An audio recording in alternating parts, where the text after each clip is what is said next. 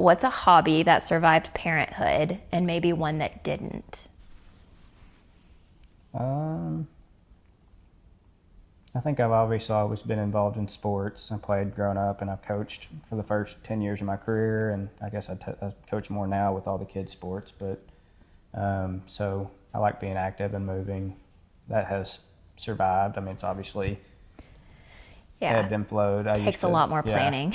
I used to play golf and things a lot more that take time blocks that we just no longer have or don't have right now. But Rowan just started playing, so now we can kind of start easing into it. So yeah, that's true. And I remember, so we played disc golf a lot when we were in college. Yep. And like we always did that. At college, we would go play disc golf because it was cheap. Didn't really cost anything, just like a set of disc.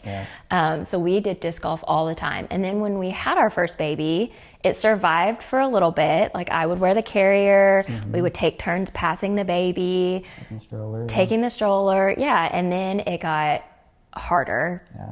Like as Rowan turned into a toddler and wanted to, like we had to keep him away throw from the water and it was a whole thing. And then once we had 2 kids, it kind of fell off completely.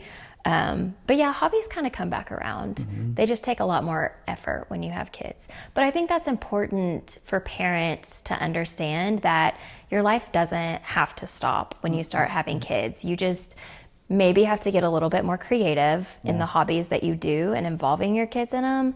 But there's a way to get them involved in things. And I think as they get older, they start to appreciate the things that you appreciate as well because you've made that effort when they were young. Like hiking, we've hiked with our kiddos from a very young age, and we might have had to do hikes that were shorter, shorter distance because they didn't like being in the car, or maybe do shorter hikes or not as like a grueling hike. We'd have to do a shorter one because we took the boys with us, but we still made it fun.